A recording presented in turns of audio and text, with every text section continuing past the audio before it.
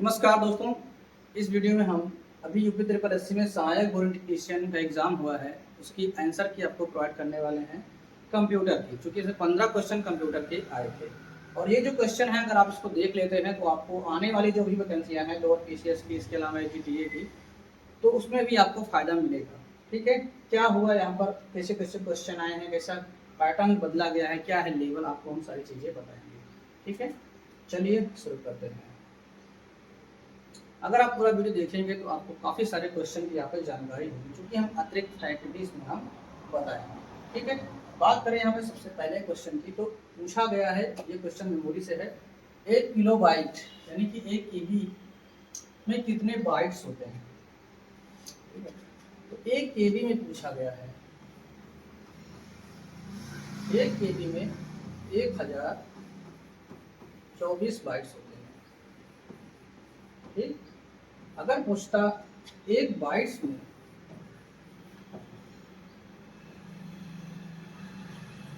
एक बाइट में कितने बिट होते हैं,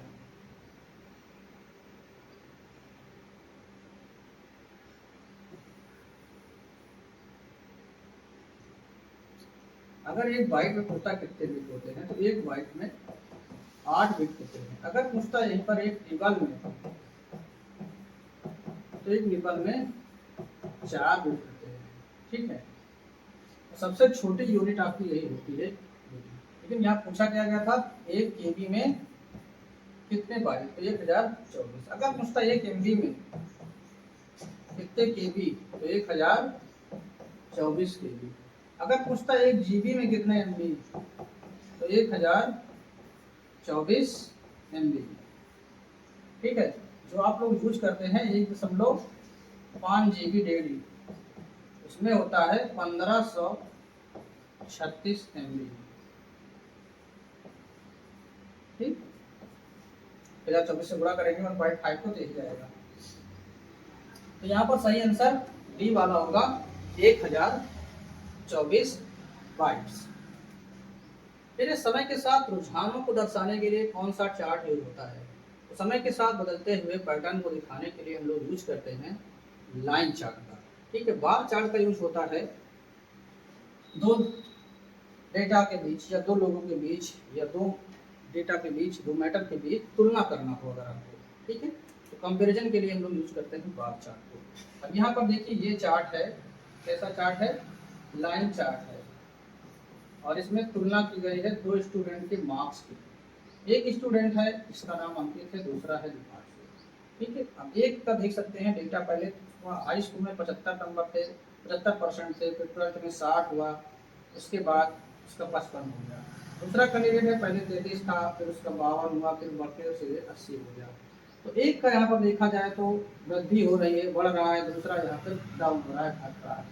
तो समय के साथ बदलता हुआ पैटर्न दिखाया जा रहा है, तो इसका मतलब यहाँ पे लाइन चार्ट होगा। ठीक है, पाई चार्ट में क्या होता है, कुछ इस तरह से होता है, जिसमें 3-4 भागों में जितना भी डेटा आप यूज करेंगे पता होता है, इसमें आपको परसेंटेज लिखा होता है, ये एरिया आपका इतने परसेंट है, ये इतने परसेंट है। ठीक है, जहाँ पर डिग्री लिखी होती है, डिग्री में भी आपको ये पता दिखाई देगा, अगर किसी एक पूरे भाग को कई भागों में बांटने के लिए होता है। ठीक है, उसके बाद दशमलव संख्या का बाइनरी रूप क्या है, तो यहाँ पर पूछा गया है 10 का बाइनरी। तो यहाँ पर जिसका भी पेपर है उन्होंने लगाया हुआ है, फिलहाल सही है। इसमें क्या कहता है, बाइनरी का जो बेस होता है 2 होता है, तो 2 से भाग दिया जाता है, जितना भागफल यहाँ पर आता है, भागफल को नीचे लिखा जाता है, शेषफल को ऊपर लिखा जाता है। इसी 2 पंच से 10 सीधे सीधे भाग हो गया, रिमाइंडर ऊपर नोट कर लिया, फिर 2 दूना 4, शेषफल आया, शेषफल यहाँ नोट किया, फिर 2 से 2 0, और उसके बाद यहाँ पे गलत लिखा हुआ है, 2 है ना, 2 शेषफल यहाँ पे 0, फिर यहाँ से 2 से भाग दिया जाता तो आ जाता 2 0 शेषफल 1। ठीक है, आंसर सही आया, लेकिन भाग सही गलत लिखा हुआ है। उसके बाद यहाँ से हम नीचे से ऊपर की तरफ लिख लेते हैं इसको 1 0 1 0। यही इसका जो है बेस 2 लगा देते हैं, तो आंसर यहाँ पर हमारा हो जाएगा 1 0 1 0। अगर इसको आप चेक करना चाहें तो भी चेक कर सकते हैं। इसमें क्या होता है, आप इधर लिखिए 1 2 4 8। ठीक है, 4 है तो उसके आगे है तो 16, 2 की पावर 1 0 का मान है, 2 की पावर 1 का मान है, 2 की पावर 2 का मान है, 2 की पावर 3 का मान है। अब इसमें 0 0 इसको कट कर दीजिए, बाकी के जोड़ लीजिए। 8 और 2 2, 8 + 2 = 10, यानी कि इसका सही आंसर डी वाला हो जाएगा, एकदम करेक्ट। ठीक है। फिर है भारत का सूचना प्रौद्योगिकी अधिनियम यानी कि आईटी एक्ट 2000 क्या कहता है? केवल बैंकिंग से संबंधित है, इलेक्ट्रॉनिक लेन देन की कानूनी मान्यता और साइबर अपराध से संबंधित प्रावधान है, आयात निर्यात नीतियां हैं, सड़क परिवहन नियम है। तो यहाँ पर जो भी ऑप्शन लिखा है ये एकदम सही है। इसके बारे में थोड़ा सा अतिरिक्त इंफॉर्मेशन आप यहाँ पर देख सकते हैं। इलेक्ट्रॉनिक रिकॉर्ड और डिजिटल इलेक्ट्रॉनिक हस्ताक्षर को कानूनी मान्यता देता है, ई कॉमर्स की गवर्नेंस को बढ़ावा देता है, साइबर अपराध जैसे कि हैकिंग, डेटा चोरी, साइबर धोखाधड़ी आदि से संबंधित प्रावधान भी इसमें दिए गए हैं। फिर है आधार आधारित आधार भारतीय विशिष्ट पहचान प्राधिकरण यानी कि यूआईडी एआई नामांकन के लिए कौन सी बायोमेट्रिक तकनीकी का उपयोग करता है? केवल उंगलियों के निशान, आइरिस कैप्चर और चेहरे के फोटो। तो यहाँ पर भी ऑप्शन एकदम सही है, केवल आवाज, केवल चेहरा पहचान नहीं है। केवल वाले ऑप्शन तो इसे भी गलत ज्यादातर होते हैं। बी ऑप्शन इसका राइट आंसर होगा। ब्लॉकचेन तकनीकी क्या प्रदान करती है? केवल क्रिप्टो करेंसी, केवल नहीं है बल्कि क्रिप्टो करेंसी को संग्रह करती है, पारदर्शी रिकॉर्ड रखने हेतु केंद्रीकृत क्लाउड फाइल स्टोरेज, ये वाला नहीं है, एक प्राधिकरण द्वारा नियंत्रित केंद्रीकृत डेटाबेस। ठीक है, ये भी सही है, लेकिन यहाँ पर जो सही आंसर है वो हमारा हो जाएगा एग्जैक्ट, वो होगा बी ऑप्शन। यहाँ पर आप देख सकते हैं इसके बारे में डिटेल में लिखा गया है। ठीक है, केंद्रीकृत और डिजिटल लेजर तकनीक, इसमें डेटा को सुरक्षित और पारदर्शी तरीके से रिकॉर्ड किया जाता है। इसका उपयोग क्रिप्टो करेंसी तक सीमित नहीं है। ठीक है, क्रिप्टो करेंसी है लेकिन वहाँ तक सीमित नहीं है, बल्कि banking, supply chain, health care की रूटिंग आदि में भी इसमें शामिल किया जाता है। अब बात करते हैं कौन सा एक इनपुट डिवाइस है, पूछा गया। तो इनपुट डिवाइस वे डिवाइस होते हैं जिनके माध्यम से डेटा कंप्यूटर के अंदर डाला जाता है। ठीक है, तो प्रिंटर से क्या करते हैं लोग, प्रिंट करते हैं, तो प्रिंट से करते हैं तो बाहर डेटा आता है, तो ये हो जाएगा आउटपुट डिवाइस। उसके बाद मॉनिटर से भी, मॉनिटर से हमको जो है आउटपुट दिखाई देता है, ये भी हो जाएगा आउटपुट डिवाइस। ठीक है, फिर आता है स्पीकर, स्पीकर से हमको आवाज़ बाहर मिलती है, ये भी हो जाएगी आउटपुट डिवाइस। बचा स्कैनर, स्कैनर से क्या करते हैं हम कोई भी इमेज या टेक्स्ट की जो भी फाइल होती है उसको स्कैन करके कंप्यूटर के अंदर ले जाते हैं। ये हो गई हमारी इनपुट डिवाइस। यहाँ पर पहला जो ऑप्शन है ये एकदम सही होगा। ठीक है,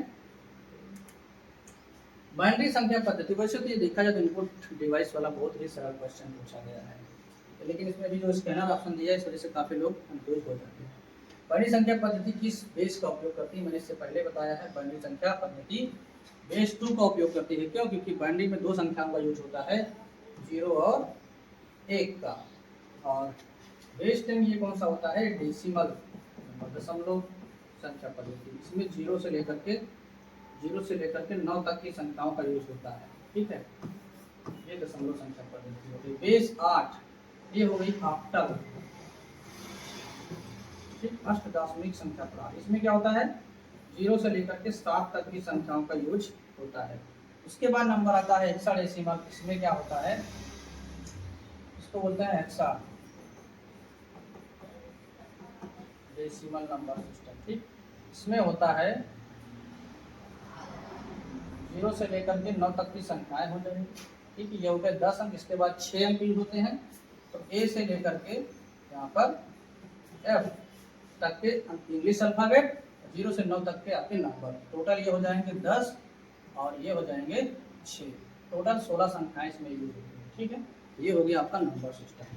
बेस 16 होगा इसमें, चूंकि 16 संख्या है, इसमें 10 होगा चूंकि इसमें 10 संख्या है, इसमें 8 होगा चूंकि इसमें 0 से लेकर 7 तक 8 संख्या है। ठीक है, अब चलते हैं अगले क्वेश्चन पर। नेट बैंकिंग यानी इंटरनेट बैंकिंग मुख्य रूप से ग्राहकों को क्या सुविधा प्रदान करती है? तो इंटरनेट बैंकिंग नाम है इंटरनेट के माध्यम से बैंक की सारी सुविधाएं लेना। ऑप्शन है दूरस्थ रूप से ऑटोमेटेड टेलर मशीन एटीएम का उपयोग करने की नहीं, इंटरनेट के माध्यम से धन हस्तांतरण, बिल भुगतान और खाता प्रबंधन जैसे बैंकिंग कार्य करने की सही है। केवल बैंक स्टेटमेंट, तो केवल वाला गलत हो जाएगा। केवल खाते से शेष राशि देखने के लिए, ये भी नहीं होता है, आप दोनों काम कर सकते हैं। तो यहाँ पर ये वाला ऑप्शन सही है। इसके साथ इसमें हम फंड ट्रांसफर कर सकते हैं, बिल भुगतान कर सकते हैं, अपने अकाउंट को मैनेज कर सकते हैं। ठीक है, बैंकिंग से संबंधित सारे कार्य कर सकते हैं, जैसे कि एटीएम को ब्लॉक करना, अप्लाई करना, पिन चेंज करना, ठीक है, बैलेंस ट्रांसफर करना, सब काम इस पे हो जाता है। अब चलते हैं अगला। अगला है SMTP, यानी कि इसका फुल फॉर्म पूछा गया है। ये प्रोटोकॉल है मेल से संबंधित। तो इसमें ऑप्शन देख लेते हैं। सिक्योर मीडिया नहीं होगा, सेंड मेल टू प्रॉक्सी ये भी नहीं होगा, सिंपल मेल ट्रांसफर प्रोटोकॉल, तो बी वाला ऑप्शन एकदम सही है। सिंपल मेल ट्रांसफर प्रोटोकॉल इसका फुल फॉर्म होगा।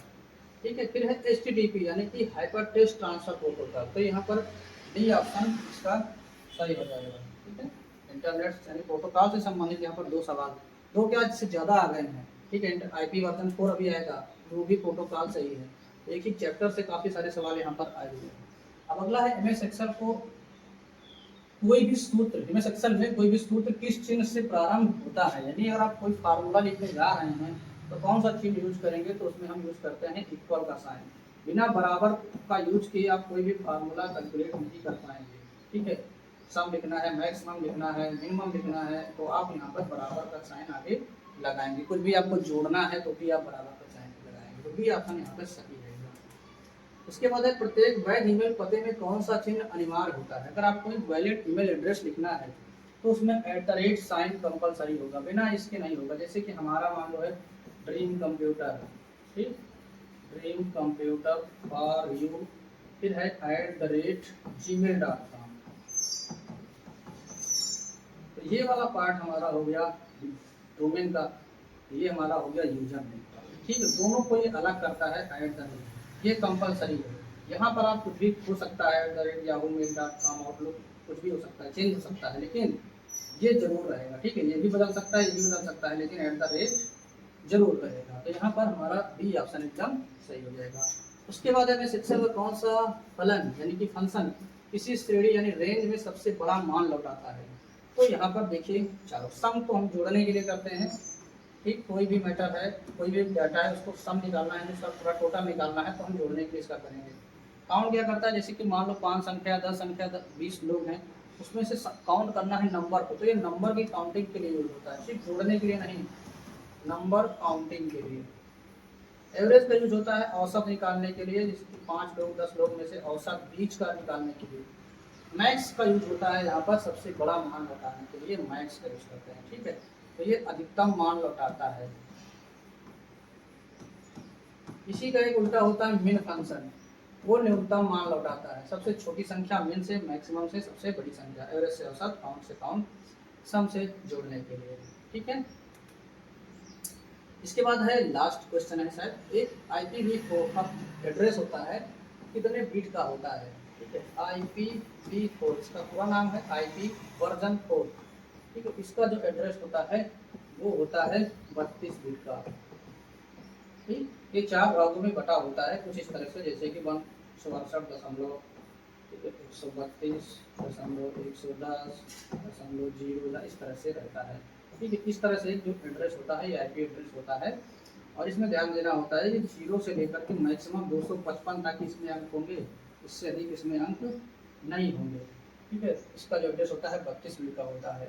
इसके अलावा एक है 128 बिट, ये होता है IPv6। ठीक है, IP वर्जन 6 का जो एड्रेस होता है वो होता है 128 बिट का। ठीक है, तो ये IP वर्जन 4 से संबंधित यहाँ पे आंसर हो गया। यहाँ पे अगर आगे क्वेश्चन पूछे IPv6 तो आप यहाँ पे बता सकते हैं IPv6 128 बिट का होता है। ठीक, तो ये थे टोटल 15 सवाल, जिसमें हमने 15 के साथ साथ और भी क्वेश्चन को डिस्कस किया है। आई होप आपको वीडियो अच्छा लगा होगा। वीडियो अच्छा तो वीडियो को लाइक करें, चैनल बनाए, सब्सक्राइब नहीं तो कर लीजिए। और हम वीडियो लेके आने वाले हैं, आने वाली जो भी भर्ती है जिसमें कंप्यूटर के 15 क्वेश्चन पूछे जाने वाले हैं, तो हम कोशिश करेंगे ऐसे ऐसे क्वेश्चन आपको कराएं, ऐसी ऐसे थ्योरी आपको दें, थ्योरी के साथ साथ ऑब्जेक्टिव टाइप क्वेश्चन दें, जिससे कि अगर एग्जाम में आए तो वो क्वेश्चन आपसे हो जाए। ठीक है, तो हमारा टारगेट रहेगा कम से कम 15 में से 14 क्वेश्चन आप जरूर सही करें। 15 में 15 भी कर सकते हैं, इस तरह से अगर पेपर नॉर्मल आ जाएगा। ये मान लो इसका अगर लेवल देखा जाए तो ईजी टू मॉडरेट है, कुछ क्वेश्चन हो सकता है कि आप फंस जाए, बाकी बहुत कठिन सवाल ये नहीं थे। ठीक है, तो आई होप आपको वीडियो अच्छा लगा। मिलते हैं नेक्स्ट वीडियो में, आप अपनी राय कमेंट बॉक्स में कमेंट करके बता सकते हैं। तब तक के लिए बाय।